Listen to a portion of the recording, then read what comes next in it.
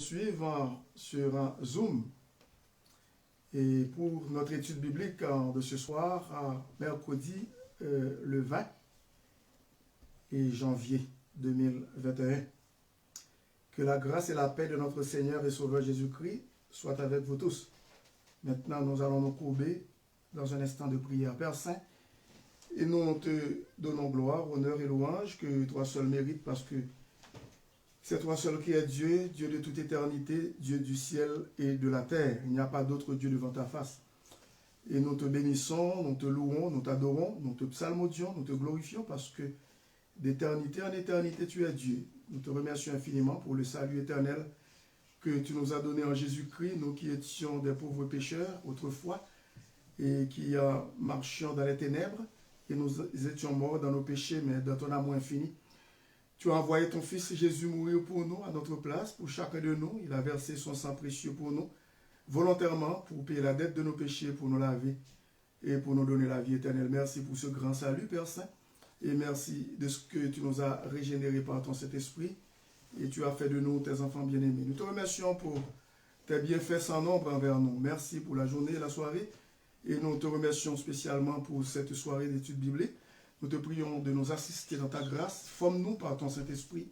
Et aussi aide-nous à comprendre ta parole et aussi à la mettre en pratique pour marcher d'une manière agréable et sans reproche devant toi. Nous te prions ainsi avec le pardon de nos péchés.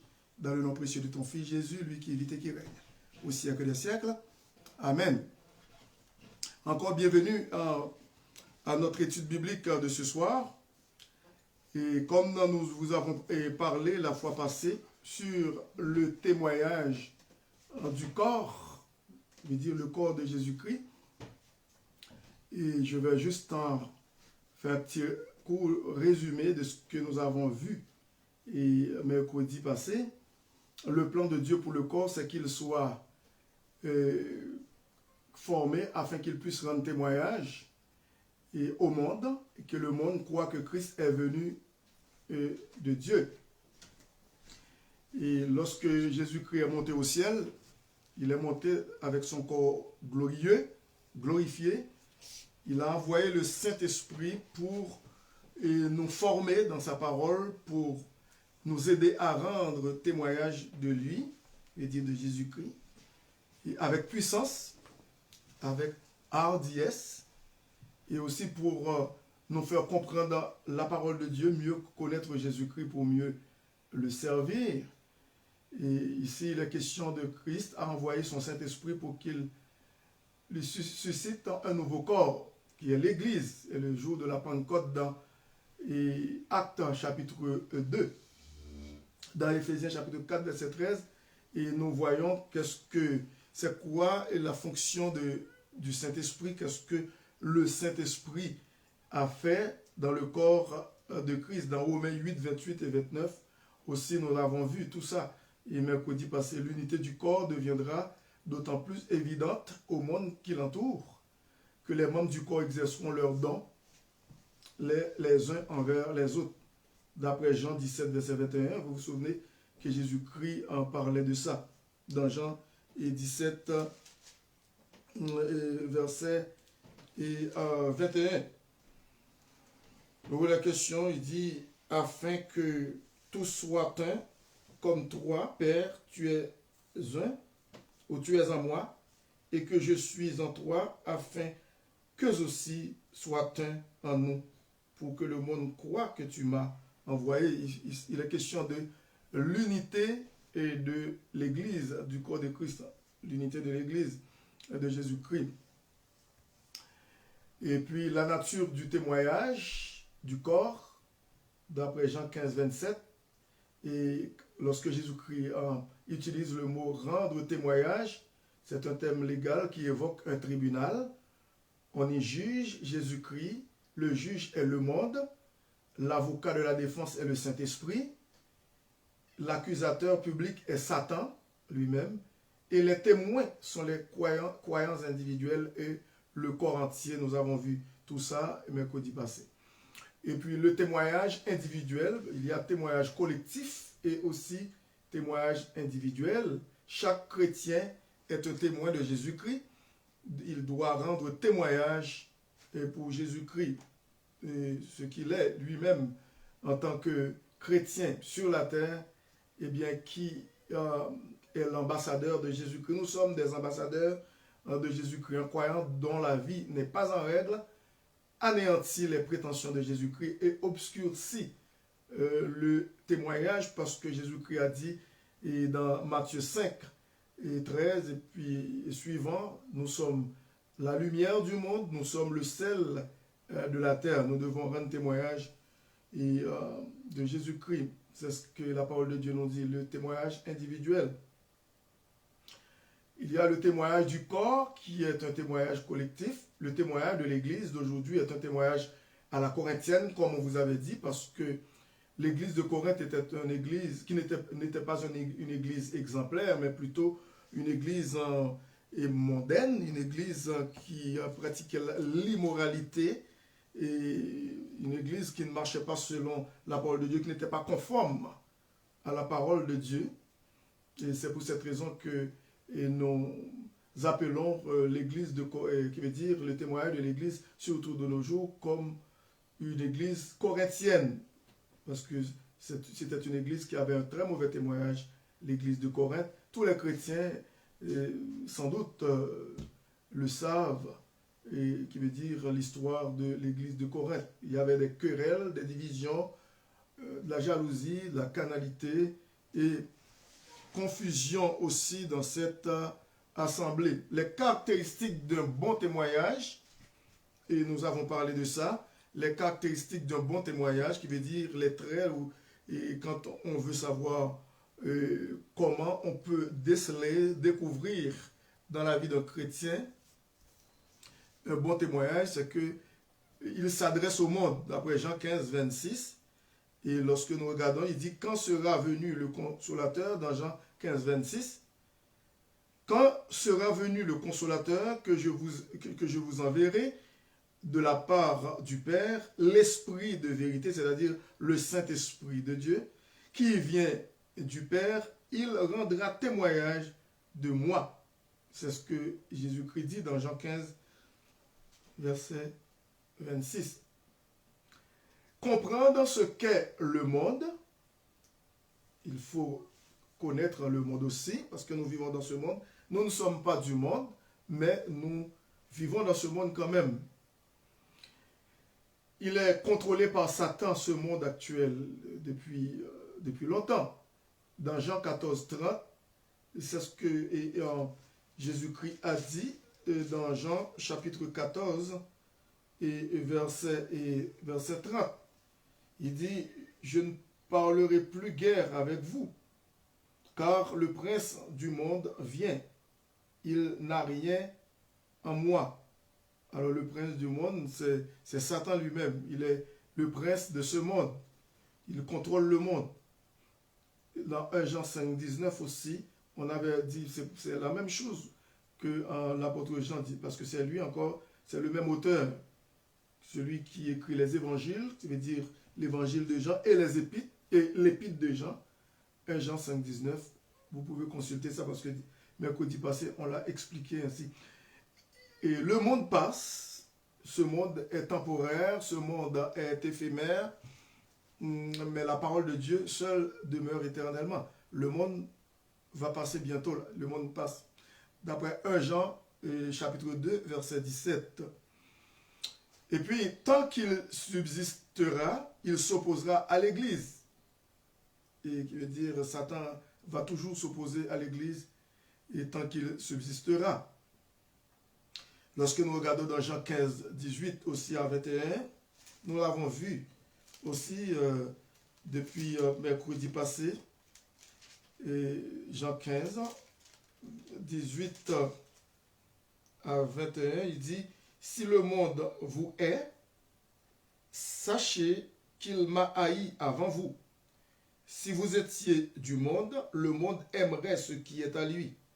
Mais parce que vous n'êtes pas du monde et que je vous ai choisi du milieu du monde, à cause de cela, le monde vous hait. Vous voyez pourquoi le monde nous hait? Parce que nous sommes différents de ce monde. Nous sommes un peuple à part. Et c'est pour cette raison qui veut dire nous ne sommes pas, nous ne ressemblons pas à ce monde. C'est pour cette raison que le monde nous est, nous sommes choisis de Dieu. Eh bien, le monde nous est.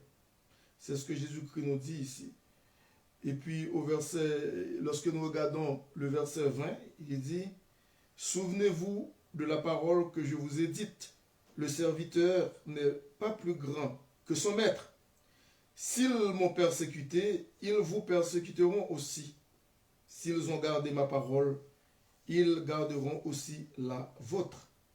Le verset 21 dit, mais ils vous feront toutes ces choses, qui veut dire la persécution, à cause de mon nom, parce qu'ils ne connaissent pas celui qui m'a envoyé. Et puis, lorsque nous regardons aussi au verset 24, le verset 24 aussi dit, si je n'avais pas fait parmi eux des œuvres que nul autre n'a faites, ils n'auraient pas de péché. Mais maintenant, ils les ont vus et ils ont haï et moi et mon Père. Le verset 25 dit, mais cela est arrivé afin que s'accomplisse la parole qui est écrite dans leur loi. Ils m'ont haï sans cause, sans raison, sans cause. Lorsque nous regardons aussi dans Jean 16, et le verset 1er, il parle de « Je vous ai dit ces choses afin qu'elles ne soient pas pour vous une occasion de chute ». Et pourquoi? Parce qu'il y aura des persécutions. Quand il y a des persécutions parmi le peuple de Dieu, il faut savoir bien, c'est parce que nous sommes appelés à ça. C'est à cela que nous sommes, c'est ce à quoi nous sommes appelés. Nous avons été sauvés, oui, mais non tout simplement pour hériter le salut, hériter le royaume de Dieu, mais aussi pour affronter des persécutions. Les gens qui ne connaissent pas Jésus-Christ, ils sont nos ennemis, ils sont nos adversaires. Et nous venons de le voir dans Jean chapitre 15. Et puis, nous avons aussi parlé du Fils, Jésus-Christ lui-même. Il concerne le Fils, d'après Jean 15, verset 2, et où il est question, et ici dans Jean chapitre 15, Jésus-Christ a rendu témoignage de lui. Comment le Père a-t-il rendu témoignage au Fils? Eh bien, nous avons dit que c'est par l'Ancien Testament. D'après Jean 5, 39, Jésus-Christ a parlé en des termes très clairs aux Juifs de son temps. Les disciples étaient aussi là. Lorsqu'il disait dans Jean 5 et 39, je vais vous lire ça bientôt. Alors il dit, vous sondez les Écritures, écoutez ça bien, vous sondez les Écritures parce que vous pensez avoir en elles la vie éternelle. Ce sont elles qui rendent témoignage de moi. Alors vous voyez, ici, Jésus-Christ fait référence à l'Ancien Testament pour expliquer que le Père a déjà rendu témoignage à lui. Et puis, nous avons aussi parlé de Luc 24, verset 27, où il est question des disciples d'Emmaüs, qui étaient sur le chemin d'Emmaüs, après la résurrection de Jésus-Christ. L'un qui s'appelait Cléopas, ou Cléopas, il avait un compagnon, il faisait route avec lui pour aller dans leur village. Chez eux, Jésus-Christ est arrivé, il faisait route avec eux, mais ils ne pouvaient pas comprendre ce qui s'est passé à Jérusalem durant la fin de semaine de la Pâque, de la crucifixion de Jésus-Christ. On avait expliqué cela aussi. Et puis, le témoignage est rendu par les paroles et les œuvres de Jésus-Christ d'après Jean 10, verset 25. Et ce passage, on n'avait pas eu le temps de le dire mercredi passé. Jean 10, verset 25. Il a dit, Jésus leur répondit, je vous le dis, et vous ne croyez pas. Les œuvres que je fais au nom de mon Père rendent témoignage de moi. C'est Jésus-Christ lui-même qui le dit. Et lorsque nous regardons aussi dans Jean 14, 10, dans Jean chapitre 14, verset 10, Jésus-Christ dit, au verset 10, « Ne crois-tu pas que je suis dans le Père et que le Père est en moi? Les paroles que je vous dis, je ne les dis pas de moi-même, et le Père qui demeure en moi, c'est lui qui fait les œuvres. » Alors vous voyez ici, le Père rend témoignage de Jésus-Christ, de son Fils, Jésus. Et puis, nous trouvons aussi qu'il y a une affirmation verbale du Père dans Matthieu, chapitre 3. Et le Père a témoigné de son Fils. C'est un passage quand même qui est connu, très connu et par les chrétiens. Dans Jean chapitre 3, verset 17. Ici, il est dit, et nous pouvons commencer au verset 16, « Dès que Jésus eut été baptisé, il sortit de l'eau, et voici les cieux s'ouvrirent, et il vit l'Esprit de Dieu descendre comme une colombe et venir sur lui. » Bon, le verset 17 dit, « Et voici une voix », c'est ce verset que je vous ai déjà dit, « Et voici une voix fit entendre des cieux ces paroles. Celui-ci est mon Fils bien-aimé. » C'est le Père qui rend témoignage de Jésus. « En qui j'ai mis toute mon affection. » Il dit, c'est très clair, d'après Matthieu 3 et verset 17. Qui veut dire, le Père rend témoignage de son Fils, et Jésus-Christ est lui-même, parce que Jésus-Christ a été envoyé par son Père. C'est ce que Jésus-Christ nous a dit dans Jean 3,16, « Car Dieu a tant aimé le monde, et qu'il a donné son Fils unique, afin que quiconque croit en lui ne périsse pas, ou ne périsse point, mais qu'il ait la vie éternelle. » C'est ce que Jésus-Christ a témoigné à Nicodème sur sa venue, qui veut dire le mobile de sa venue. Et puis, lorsqu'il y avait, lors de la transfiguration, lorsque Jésus-Christ a pris des disciples, 3 disciples, Jacques et Jean, Jacques, Pierre et Jean, pour aller, ils ont gravi le mont, ou du moins la montagne de la transfiguration. Jésus-Christ allait transfigurer devant eux. Et puis les disciples se voyaient couvrir sous des nuées, entrer dans les nuées. Et puis ils ont entendu une voix. Le verset en 5, Matthieu 17, lorsque nous regardons ici encore, c'est le Père qui témoigne de son Fils Jésus-Christ. Il dit, comme il parlait encore, c'est-à-dire Jésus-Christ parlait avec ses disciples, une nuée lumineuse les couvrit. Et voici une voix fit entendre de la nuée ces paroles. Celui-ci est mon Fils bien-aimé, en qui j'ai mis toute mon affection. Écoutez-le. Ça, c'est le témoignage du Père à l'endroit de Jésus-Christ. Et puis, ce témoignage vient par l'Esprit. Le témoignage du Père vient par le Saint-Esprit. Et nous l'avons vu dans Jean 15, 26. Et puis, on dit, les croyants sont les véhicules du Saint-Esprit. Nous sommes les véhicules du Saint-Esprit parce que nous sommes habités par le Saint-Esprit. Le Saint-Esprit habite en nous.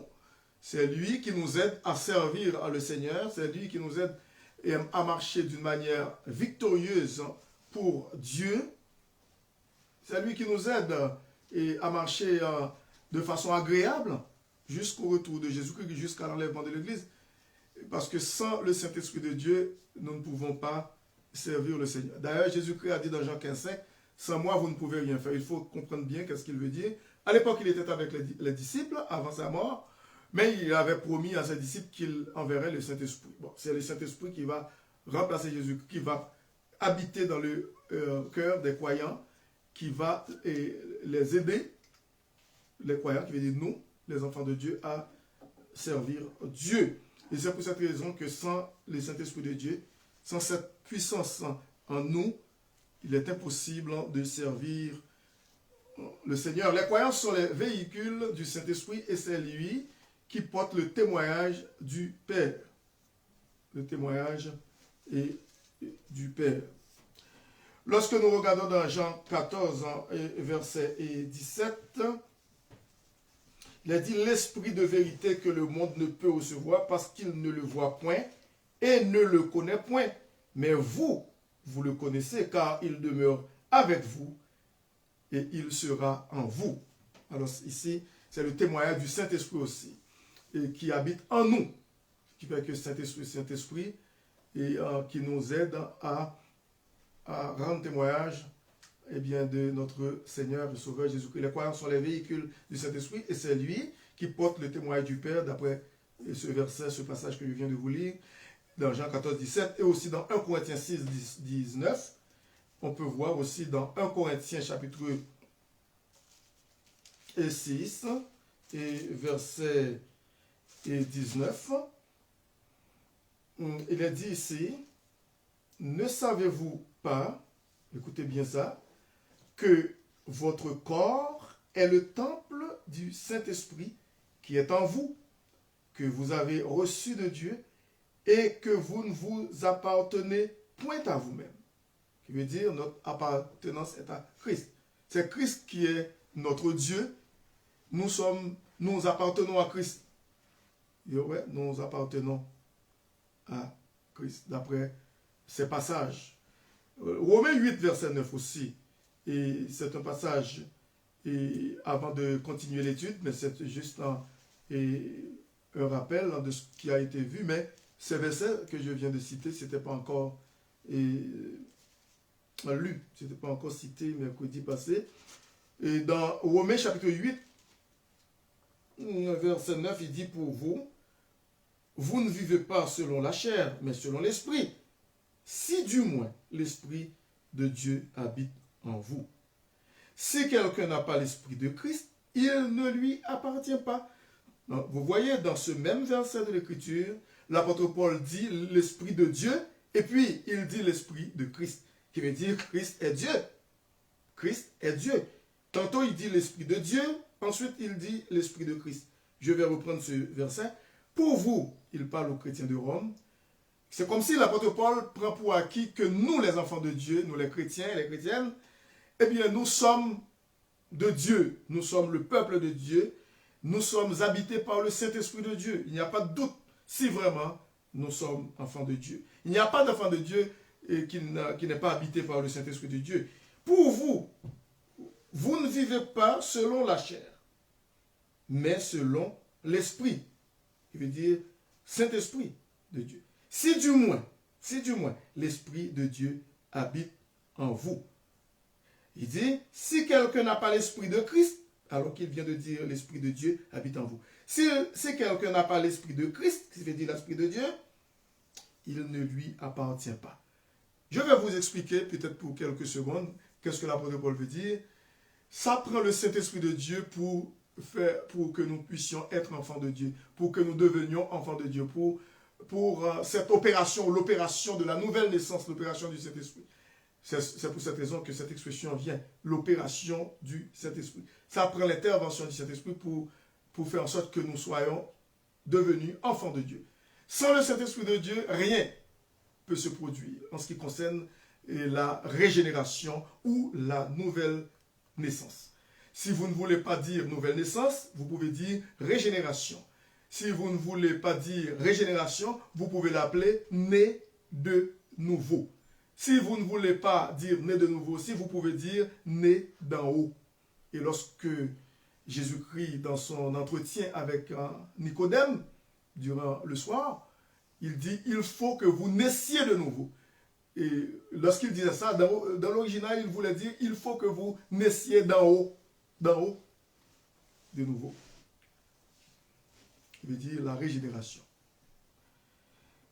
Et puis, lorsque nous regardons dans Actes chapitre 4, verset 31, nous regardons Actes des Apôtres, chapitre 4, verset et 31, nous allons voir ici, il dit, quand ils eurent prié, qui veut dire les disciples qui étaient assemblés, et pour la prière, parce que l'Église était sous la puissance, ou dans la puissance du Saint-Esprit, et que à l'époque, c'était l'arrestation de l'apôtre Pierre et de Jean, ces deux apôtres, qui prêchaient l'évangile, et puis les autorités religieuses les ont capturés, les ont arrêtés pour les faire taire. C'était impossible, on ne peut pas se taire quand on est rempli du Saint-Esprit, pour une noble cause. Pierre, et puis l'Église de Jésus-Christ l'a su, et bien l'Église qui se mettait en prière. C'est pour cette raison que le verset 31 dit, quand ils eurent prié, parce qu'ils priaient pour que Dieu relâche Pierre et Jean, le lieu où ils étaient assemblés trembla. C'est la puissance du Saint-Esprit.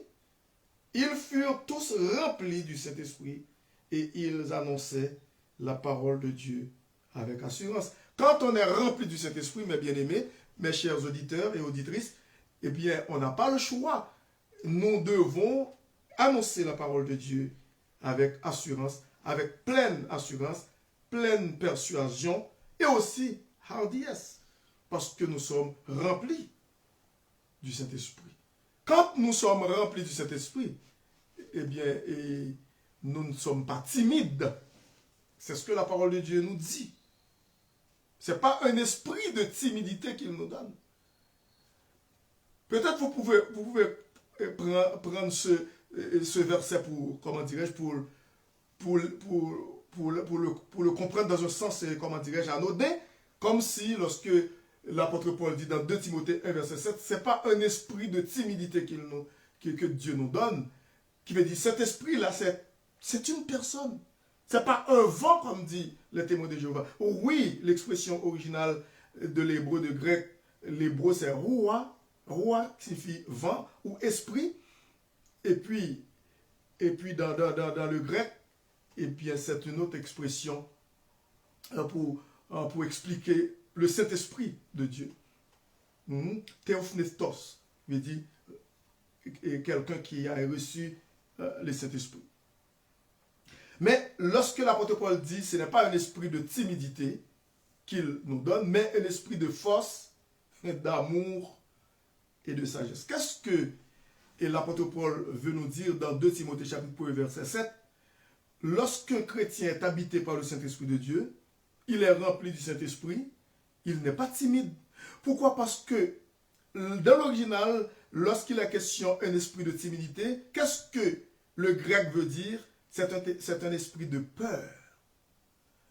Si vous ne voulez pas dire un esprit de timidité, eh bien vous pouvez dire un esprit de peur. Autrement dit, lorsque l'apôtre Paul dit ce n'est pas un esprit de timidité que Dieu nous donne, il pouvait dire ce n'est pas un esprit de peur que Dieu nous donne. Un esprit qui nous laisse dans la paralysie, qui nous paralyse au point que nous ne pouvons pas témoigner et avec hardiesse, avec assurance, notre Seigneur Jésus-Christ, la bonne nouvelle de l'Évangile, le salut apporté par Jésus-Christ au calvaire.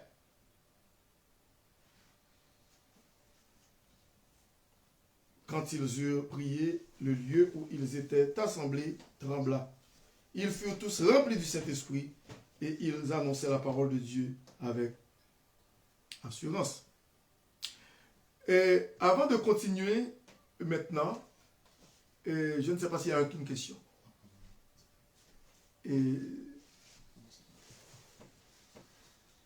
C'est correct, il n'y a pas de question. Si pas de question, est-ce que pas de monde qui a une question? Oui? Non? Ok. Eh bien, on va continuer maintenant. On a fini quelques minutes de cela avec le résumé. On était entré déjà dans la nouvelle leçon ou dans la nouvelle étude. Maintenant, il est fait par le corps. Ce témoignage, il est fait par le corps. Le Saint-Esprit n'habite pas seulement les croyants individuels, il habite aussi le corps de croyants. L'Église de Jésus-Christ, l'Église dans Jean 15, 27. D'après Éphésiens chapitre 2, verset 14, verset 15, verset 18, verset 21 et 22 aussi, nous pouvons voir que le Saint-Esprit n'habite pas seulement les croyants individuels, il habite aussi le corps de croyants de façon collective, l'Église de Jésus-Christ d'après Jean 15 en 27. Si on regarde dans Jean 15 et verset 27, il dit « Et vous aussi », et on va prendre le verset 26, « Quand sera venu le consolateur, c'est-à-dire le Saint-Esprit de Dieu, Paraclétos, et qui signifie avocat, défenseur et consolateur, il dit que je vous enverrai. Quand sera venu le consolateur que je vous enverrai de la part du Père, l'Esprit de vérité qui vient du Père, il rendra témoignage de moi. Et vous aussi, vous voyez, c'est de façon collective le corps de Christ. Ce n'est pas seulement individuellement parlant. Et vous aussi, vous rendrez témoignage parce que vous êtes avec moi dès le commencement. Lorsque nous regardons dans Éphésiens chapitre 2, vous voyez le témoignage du corps, comment ça se fait, comment fonctionne le témoignage du corps. Dans Éphésiens chapitre 2, lorsque nous regardons dans verset 14,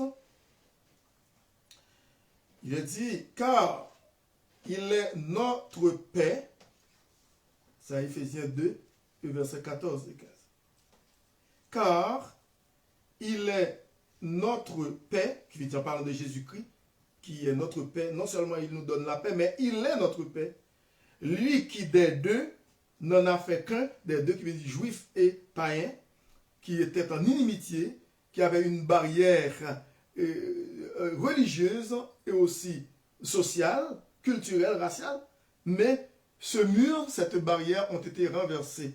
Et cette muraille érigée entre les Juifs et nous, les païens, maintenant qui sommes sauvés, mais cette barrière a été renversée par Jésus-Christ lui-même, par sa mort sur la croix. Car il est notre paix, lui qui des deux n'en a fait qu'un, et qui a renversé le mur de séparation, l'inimitié. L'inimitié. Et anéanti par sa chair, c'est symboliquement, c'est de façon spirituelle, lorsqu'il était sur la croix, lorsque la chair de Jésus-Christ est déchirée, symboliquement, c'est le voile du temple de Jérusalem qui est déchiré aussi. C'est l'explication symbolique. Et anéanti par sa chair la loi des ordonnances dans ses prescriptions, il a voulu créer en lui-même, Jésus-Christ, avec les deux, juifs et païens convertis, un seul homme nouveau en établissant la paix et les réconcilier avec Dieu l'un et l'autre en un seul corps par la croix, en détruisant par elle l'inimitié, qui veut dire cette muraille qui était érigée entre nous autres et les Juifs. Il est venu, Jésus-Christ, annoncer la paix à vous qui étiez loin, qui veut dire nous autres, les païens qui étions loin de Dieu, et la paix à ceux qui étaient prêts, c'est-à-dire aux Juifs, parce qu'il était les Juifs qui étaient choisis par Dieu avant nous, qui étaient prêts. Et puis il dit, car par lui, par Jésus-Christ, et qui veut dire par Dieu le Père, et par lui, nous avons, c'est ça, car par lui, les uns et les autres, nous avons accès, c'est ça, par Jésus-Christ, nous avons les uns et les autres accès auprès du Père dans un même esprit. Et par Jésus-Christ, nous pouvons aller auprès du Père. Et puis, lorsque nous regardons aussi nous pouvons, dans Éphésiens, toujours le chapitre 2, il y a aussi,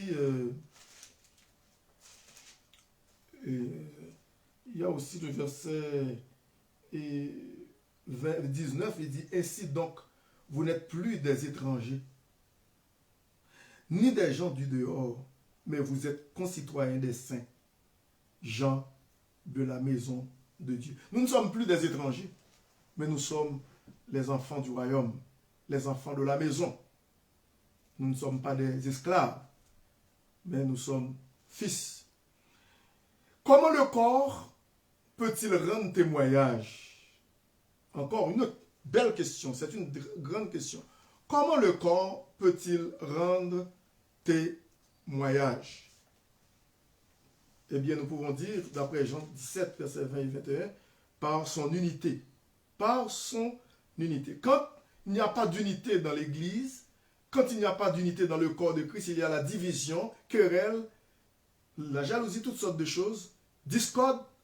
On ne peut pas rendre témoignage de Jésus-Christ. Parce que tout témoignage qu'on peut rendre, c'est un mauvais témoignage. Mais ce n'est pas notre unité. Lorsque nous regardons dans la prière de Jésus-Christ, dans Jean 17, verset 20, et c'est la prière qu'on appelle la prière sacerdotale, que la Bible appelle la prière sacerdotale. Ce n'est pas pour eux seulement que je prie. Ce n'est pas seulement pour les disciples qui étaient là, qui étaient sauvés. Ce n'est pas pour eux seulement que je prie, dit Jésus, mais encore pour ceux qui croiront en moi par leur parole. Pour nous qui n'avons pas connu Jésus-Christ, et qui veut dire en personne, mais nous l'avons accepté par la foi, comme dit l'apôtre Paul dans Éphésiens chapitre 2, car c'est par la foi que vous êtes sauvés, que nous sommes sauvés, par le moyen de la foi, et cela ne vient pas de nous, c'est le don de Dieu, ce n'est point par les œuvres, afin que personne ne se glorifie. Alors c'est ce que Jésus-Christ lui-même, il parle, il prône l'unité du corps de Christ pour rendre témoignage de lui. Ce n'est pas pour eux seulement que je prie, mais encore pour ceux qui croiront en moi par leur parole. Et puis le verset 21 dit, afin que, écoutez ça bien, le verset 21, afin que tous soient un, comme toi, Père, tu es en moi, et comme je suis en toi, afin qu'eux aussi soient un en nous, pour que le monde croie que tu m'as envoyé. Ça, c'est une vérité. Il n'y a pas d'ambiguïté. Ce n'est pas équivoque. C'est clair. Pour que nous, les enfants de Dieu, nous puissions rendre témoignage au monde, témoignage de Jésus-Christ au monde, c'est par notre unité. Notre unité. C'est ce que Jésus-Christ nous dit ici, au verset 21 et de Jean 17, 20 et 21. Le verset 21, c'est ce qu'il dit. Afin que tous soient un, comme toi, Père, tu es en moi, et comme je suis en toi, afin qu'eux aussi soient un en nous, pour que le monde croit que tu m'as envoyé. Quand il y a division dans une église, comme je vous ai dit, il n'y a pas de témoignage possible de Jésus-Christ au monde. C'est la honte, c'est le scandale, c'est tout ce qui ne correspond pas, ou du moins qui n'est pas conforme à la parole de Dieu. Mais quand une église marche dans l'unité, dans la communion fraternelle, dans l'amour du Seigneur Jésus-Christ, à ce moment-là, c'est évident. On peut voir vraiment cette unité au sein de cette assemblée, et que le monde peut voir cette unité, il peut nous voir différents d'eux. C'est ainsi que nous pouvons rendre témoignage. Et aussi, un autre point, par notre amour pour Dieu et pour nos prochains, nos frères et sœurs, par l'amour de Christ. Ce n'est pas un amour personnel qui vient de nous, mais plutôt c'est l'amour de Dieu. Lorsque nous regardons dans Jean chapitre 13, et nous pouvons voir le verset 34 et 35 où Jésus-Christ lui-même, et là, au verset 34 et 35, je vous donne un commandement nouveau.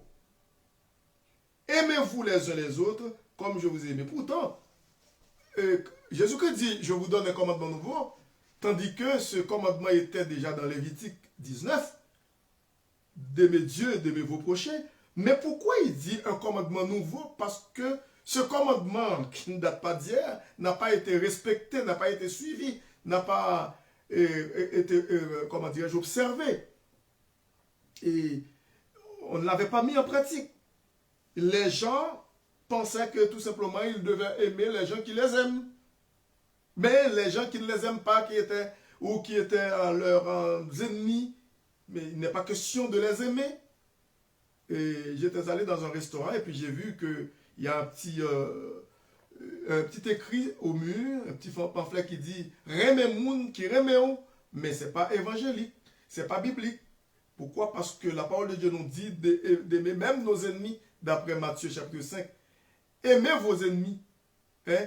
Bénissez ceux qui vous maudissent, faites du bien à ceux qui vous haïssent, priez pour ceux qui vous maltraitent et qui vous persécutent. Dit Jésus-Christ dans Matthieu 5. Maintenant, c'est un autre changement, c'est un changement de ton. Et dans la Nouvelle Alliance, ce n'est pas la même chose. Et lorsque nous regardons ici dans Jean chapitre 13, versets 34 et 35, Jésus-Christ dit, je vous donne un commandement nouveau. Aimez-vous les uns les autres. Mais qu'est-ce qui est nouveau ici? Eh bien, il dit, comme je vous ai aimé, vous aussi, aimez-vous les uns les autres. Aimez-vous les uns les autres. Et dans l'Ancien Testament, et même certaines parties dans le Nouveau Testament, il est question, et on peut trouver des passages qui disent, et lorsque le docteur de la loi posait à Jésus-Christ la question, à savoir, qu'est-ce qu'on doit faire pour, comment dirais-je, pour être agréable à Dieu, pour hériter le royaume de Dieu, pour ceci, pour cela. Jésus-Christ a dit, mais qu'est-ce qui est écrit dans la loi? Ben, il dit que, mais, il faut aimer Dieu de tout son cœur. Et puis, Dieu, il dit que oui, il faut aimer Dieu de tout son cœur. Ô Israël, et l'Éternel Dieu est le seul Éternel. Il dit, écoute Israël, l'Éternel Dieu est le seul Éternel. Alors, il faut aimer Dieu de tout son cœur, de toute son âme, de toute sa force et de toute sa pensée. Et Jésus-Christ dit, et puis, voici l'autre commandement qui lui est semblable, aime ton prochain comme toi-même. Mais ici, c'est intéressant de voir que Jésus-Christ met la barre très haut ici. Très haut. Parce qu'il dit, c'est pas comme toi-même, mais plutôt, il dit, je vous donne un commandement nouveau, aimez-vous les uns les autres, comme je vous ai aimé, pas comme vous aimez, il dit, comme je vous ai aimé, vous aussi, aimez-vous les uns les autres. Et puis le verset 35, il dit, à ceci, c'est ça. C'est ça. Comment le corps peut-il rendre témoignage? On avait dit, dans petit a, par son unité, d'après Jean 17, 20 et 21. Maintenant, petit b, par son amour. Eh bien, il dit, au verset 35, à ceci, tous connaîtront que vous êtes mes disciples, si vous avez de l'amour les uns pour les autres. Et cet amour, ce n'est pas un amour qui vient du monde, un amour égoïste, un amour pour faire voir au monde qu'on est capable d'aimer ou d'une façon orgueilleuse, où on veut faire du bien aux gens, on veut faire de l'aumône, alors que l'apôtre Paul dans 1 Corinthiens 13 dit, même lorsqu'on arrive à donner tous ces biens pour la nourriture, tous nos biens, nous arrivons à donner tous nos biens pour la nourriture des pauvres. Et même lorsque nous livrons nos corps pour être brûlés aux flammes, c'est comme si nous prenions la place de quelqu'un pour mourir à sa place. Mais si la motivation n'est pas selon la parole de Dieu, cela ne sert de rien. Ce n'est pas le véritable amour. C'est un amour qui vient de l'homme pour satisfaire son ego, pour dire aux gens qu'on donne un bel spectacle. Regardez-moi, regardez-moi. Alors, non, il dit,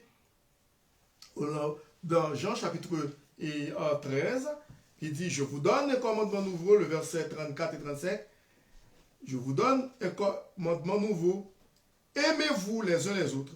Comme je vous ai aimé, vous aussi, aimez-vous les uns les autres. À ceci, tous connaîtront que vous êtes mes disciples. Vous voyez, c'est ça le témoignage. Si vous avez de l'amour les uns pour les autres. Par contre, si il y a des questions pour l'instant, avant que nous continuions, est-ce que il y a des questions?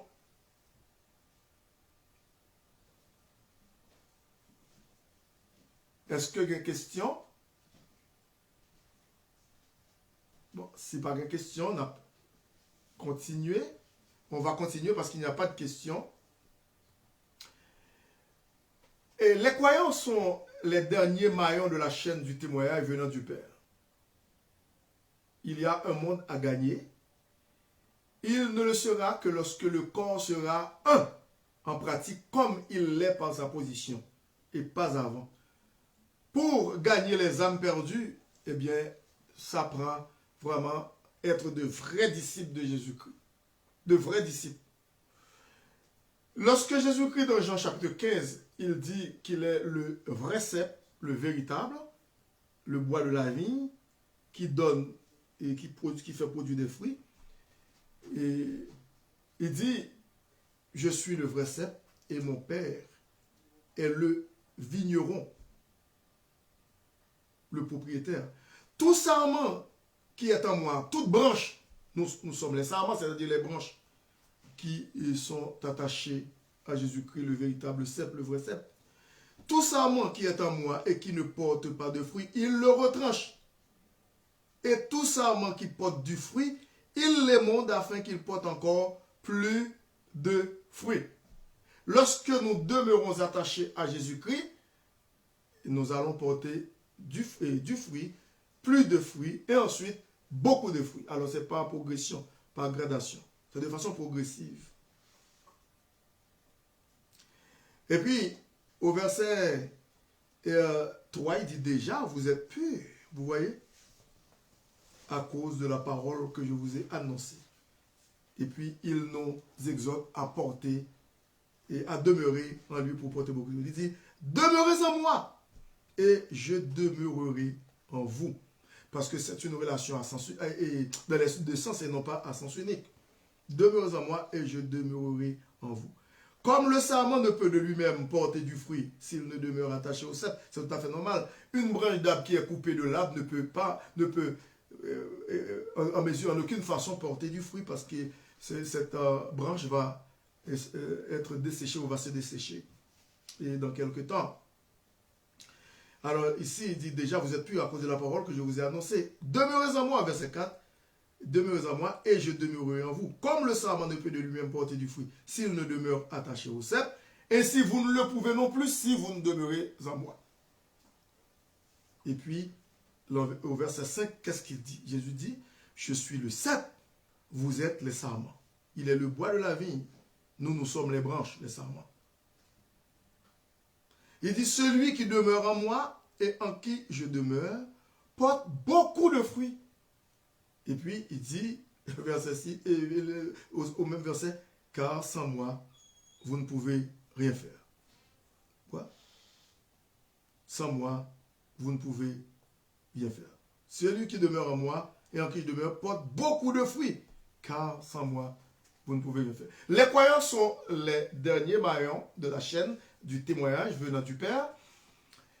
Il y a un monde à gagner, comme je vous ai dit. Il ne sera que lorsque le corps sera un dans l'unité de l'esprit, dans la communion fraternelle, la vraie communion, une communion sans hypocrisie, pratique, authentique, réelle, et puis comme il l'est par sa position, et non pas avant.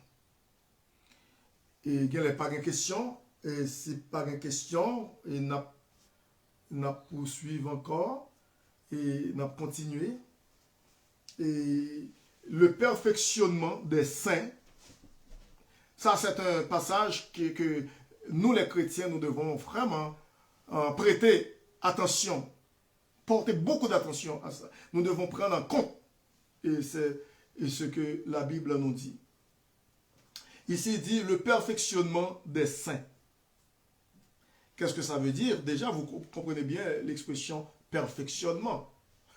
Mais quand il s'agit de perfectionnement, il ne s'agit pas d'être parfait ici-bas sur cette terre de façon absolue. Ce n'est pas une perfection absolue. Parce que personne, aucun chrétien n'aura une perfection absolue ici-bas sur cette terre. L'apôtre Paul a confessé qu'il n'était pas parfait. Mais il disait que je cours vers le but pour remporter le prix de la vocation céleste. Et puis il disait, il pouvait dire ça dans Philippiens 3. Et je n'ai pas, dit l'apôtre Paul, je n'ai pas cette prétention de savoir que je suis parfait. Non, je n'ai pas encore atteint la perfection de l'apôtre Paul. Mais je tâche de saisir le prix de la course. Je cours vers le but, téléon en grec, téléon, le but, pour remporter le prix de la vocation céleste de Dieu en Jésus-Christ. Et qui veut dire, l'apôtre Paul voulait à tout prix servir le Seigneur jusqu'à son dernier souffle, jusqu'à son dernier souffle, pour recevoir des récompenses de Dieu, de la part de Dieu. Le verset comme référence ici que je mets, c'est dans Éphésiens chapitre 4, verset 11 à 16 qui parle du perfectionnement des saints. Ici, cette expression de perfectionnement veut dire la maturité spirituelle. Jetons un coup d'œil dans Éphésiens chapitre 4, verset 11 au verset 16. Au verset 11 au verset 16. Il a dit, et il a donné les uns comme apôtres, ça c'est Jésus-Christ qui a envoyé, qui veut dire lorsqu'il a envoyé son Saint-Esprit, et le Saint-Esprit, Dieu a distribué des dons, le Saint-Esprit de Dieu a distribué des dons à l'église de Jésus-Christ. Les hommes et les femmes, ce sont eux qui sont des dons. Qui sont des dons, ils sont doués, elles sont des personnes douées. Et il a donné les uns comme apôtres, les autres comme prophètes, les autres comme évangélistes, les autres comme pasteurs et docteurs. Pourquoi? Eh bien, le verset 12 dit, pour le perfectionnement des saints. Pour le perfectionnement des saints, en vue de l'œuvre du ministère et de l'édification du corps de Christ. Le verset 13. Jusqu'à ce que nous soyons tous parvenus à l'unité de la foi. Lorsqu'il y a la maturité, il y a l'unité. À l'unité de la foi.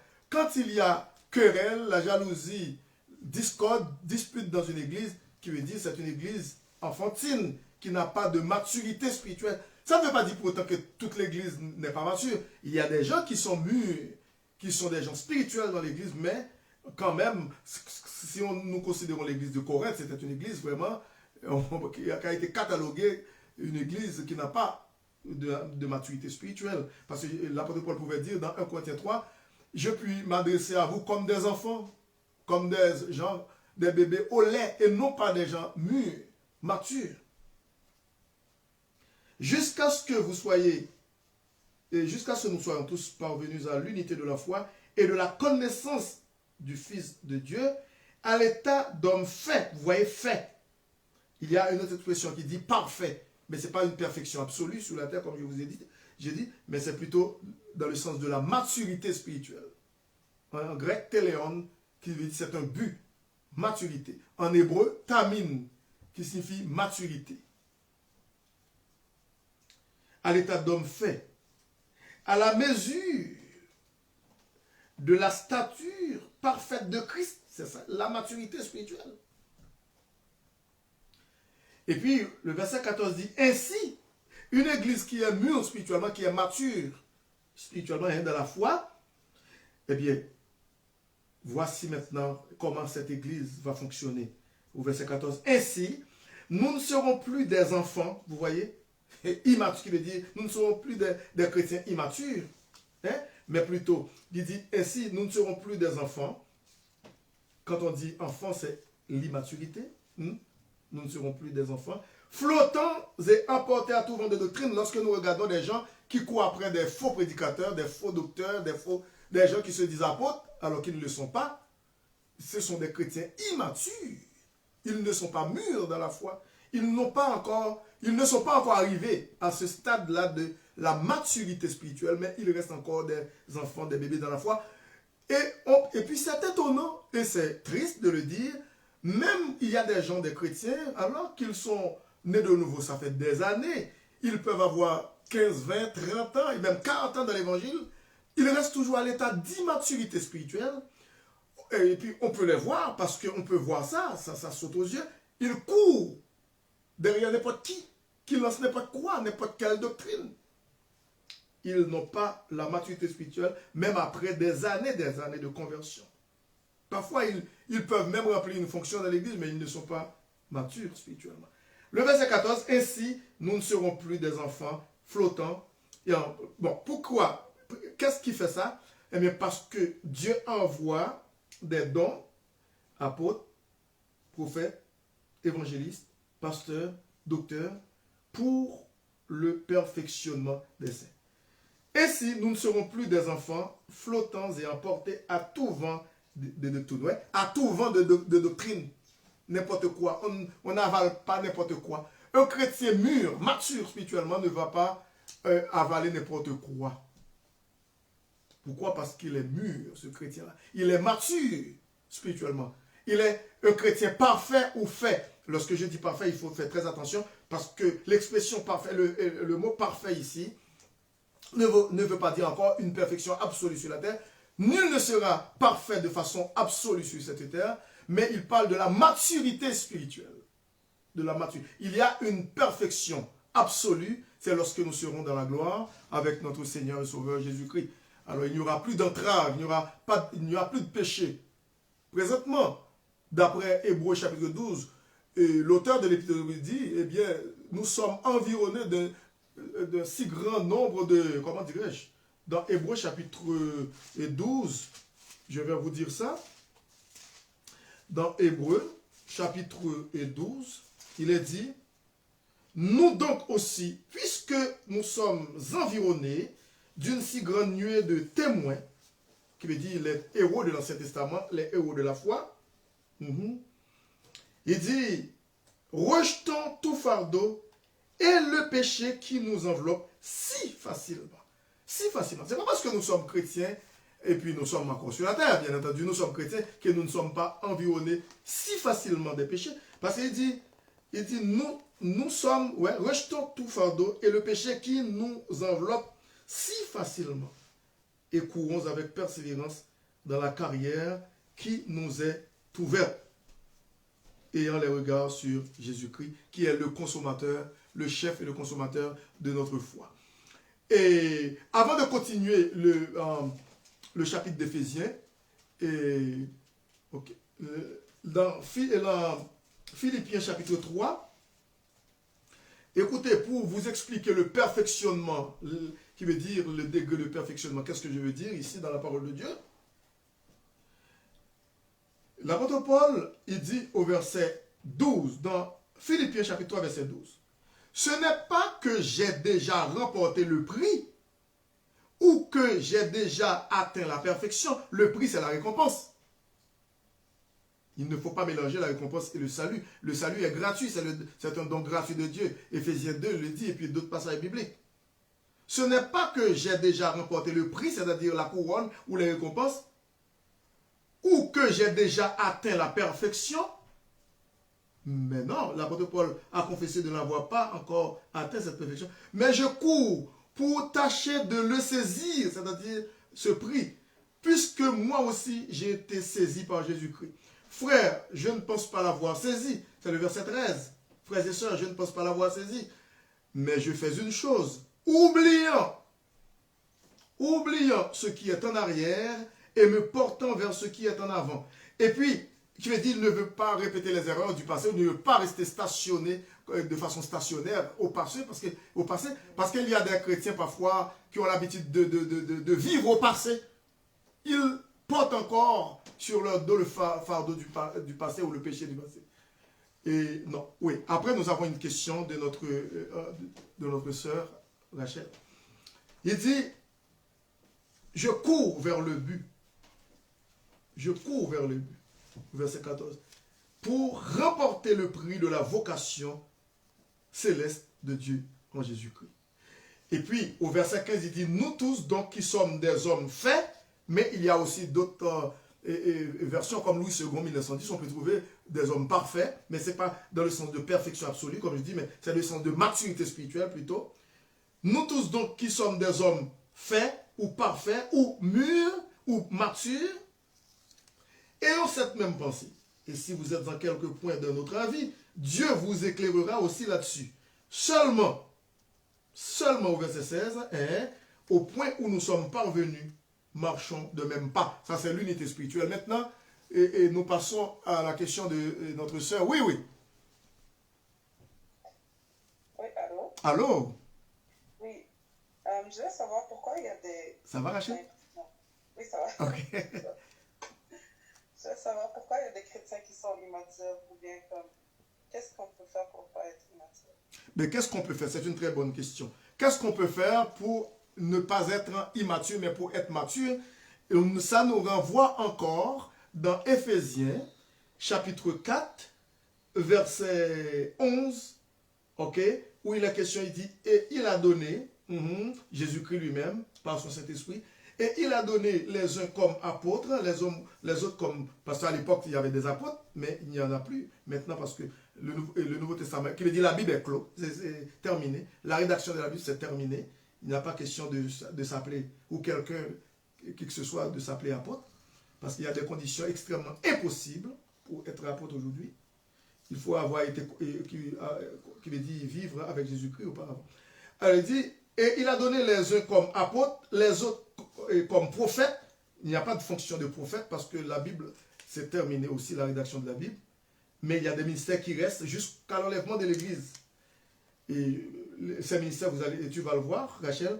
Il dit, et il a donné les uns comme apôtres, les autres comme prophètes, les autres comme évangélistes. Ça, oui, il faut évangéliser. Ça dure jusqu'à l'enlèvement de l'Église. Évangélistes. Les autres comme pasteurs, oui, on a besoin des pasteurs pour paître les brebis. Et docteurs, c'est-à-dire des enseignants de la Bible, pour expliquer bien la doctrine de l'Évangile. Qui veut dire, la question que tu viens nous poser ici, et me poser ici, sœur Rachel, qu'est-ce qu'on peut faire pour que les chrétiens immatures deviennent matures ou mûrs dans la foi? Il faut qu'ils comprennent bien que Dieu a mis dans l'Église ses ministères pour vraiment obéir au Seigneur Jésus-Christ, pour rester, qui veut dire, dans l'Église de Christ, pour être enseigné dans la parole de Dieu. Il y a des chrétiens, et c'est triste de le dire, qui ne sont pas enseignables. On ne peut pas les enseigner parce qu'ils sont, comment dire, rebelles, ce sont des brebis galeuses, et ils font à leur tête, ils ne veulent rien savoir. Quand on essaie, moi je me souviens, une fois, j'essayais de faire comprendre, mais ça fait quelque temps de cela, et quelque chose dans la Bible, et puis c'est clair, à quelqu'un, mais c'était difficile pour lui, parce que c'est comme s'il était déjà, il était un connaisseur, il était un savant, il ne voulait rien savoir. C'est un chrétien immature, qui n'est pas mûr, qui est un enfant dans le Seigneur. Il n'est pas conscient de son besoin spirituel. Il ne voit pas vraiment que la parole de Dieu dit qu'il a mis dans l'Église, il a donné dans l'Église, eh bien ces ministères, les évangélistes, les pasteurs et les docteurs pour le perfectionnement des saints. Le perfectionnement qui veut dire pour la maturité spirituelle des saints. Pour aussi, une autre chose à signaler, pour être mûr dans la foi, ça prend aussi la prière, la lecture quotidienne de la parole de Dieu, dans un esprit ouvert, dans un esprit ouvert, se confesser à Dieu qu'on est des enfants. Il y a un cantique qu'on a l'habitude de chanter qui dit que redites-moi l'histoire de l'amour de Jésus, parce que je ne suis qu'un ignorant. Et il veut dire, même moi je peux le dire, que par rapport à la parole de Dieu, parfois je peux être un ignorant. Il y a des choses que je n'ai pas encore découvertes. Alors, ça prend le Saint-Esprit de Dieu, et je dois le confesser, ça prend le Saint-Esprit de Dieu pour m'éclairer, pour m'illuminer, pour m'expliquer, pas pour m'inspirer, parce qu'il y a une différence entre l'inspiration et l'illumination. L'inspiration, c'était lorsque Dieu a inspiré des apôtres, des prophètes, eh bien, des gens comme ça, pour mettre pas écrit la parole de Dieu. Mais l'illumination, chaque chrétien doit être illuminé devant la parole de Dieu. Lorsqu'on vient devant la Bible, on s'agenouille devant le Seigneur, quelle que soit la posture, si on s'assoit, okay, il n'y a pas de problème. Mais en toute humilité, on demande au Seigneur de nous éclairer, c'est-à-dire de nous illuminer par son Saint-Esprit pour que nous puissions saisir l'enseignement de ta parole et aussi pour que nous soyons en mesure de mettre en pratique cette parole pour être mûrs dans la foi. Chaque jour qui passe, mais ça, nous allons tendre vers la maturité spirituelle. Ça prend l'humilité de reconnaître qu'on est, qui veut dire reconnaître sa petitesse devant Dieu, reconnaître sa faiblesse. Il faut reconnaître qu'on n'est pas parfait, qu'on n'est pas, comment dirais-je, qu'on n'est pas encore arrivé à cette maturité spirituelle. On ne connaît pas grand-chose encore. On a besoin que la parole de Dieu nous enseigne par son Saint-Esprit. Ça prend la prière, ça prend aussi la lecture quotidienne de la parole de Dieu et aussi ça prend la mise en pratique, pas tout simplement lire la parole de Dieu, mais ça prend aussi la mise en pratique, c'est-à-dire l'application quotidienne de la parole de Dieu dans sa vie. Par contre, Sœur Rachel, si ça répond, est-ce que ça répond à ta question? Oui, ça répond à ma question. Merci. Est-ce que c'est clair? Oui. Ok, bon, merci, gloire à Dieu. Est-ce que il y a l'autre monde qui a une question? Est-ce que pas l'autre monde qui a une question? Et nous, pour nous terminer, nous pourrons terminer. Et alors, nous avons d'autres points, mais pour ce soir, on s'arrête ici avec le perfectionnement des saints. Et on va revenir encore là, je veux dire mercredi prochain, Dieu voulant. Et on va juste faire un petit résumé de ça. Et puis, pour poursuivre avec l'étude biblique. Merci d'avoir été des nôtres ce soir. C'était votre serviteur, pasteur Jean Level-Tanjeune, et qui vous dit merci d'avoir été fidèle à votre rendez-vous. Nous allons vous laisser avec quelques mots de prière. Père Saint, nous te remercions pour ce moment que nous avons passé devant ta sainte présence, Père Saint, parce que c'est toi qui peux nous instruire dans ta parole, qui peut nous éclairer par ton Saint-Esprit, et pour pouvoir comprendre cette parole, pour la mettre en pratique, pour vivre une vie qui est agréable pour toi jour après jour. Alors nous te prions, Père Saint, de nous aider jour après jour à lire ta parole et aussi à l'appliquer quotidiennement dans notre vie pour ta gloire. Nous te prions ainsi avec le pardon de nos péchés dans le nom précieux de ton Fils Jésus, lui qui vit et qui règne au siècle des siècles. Amen. Merci, que le Seigneur vous bénisse. Et à la prochaine, à mercredi prochain, Dieu voulant. C'était votre serviteur, pasteur Jean Level-Jeune, qui vous a parlé. Que Dieu vous bénisse.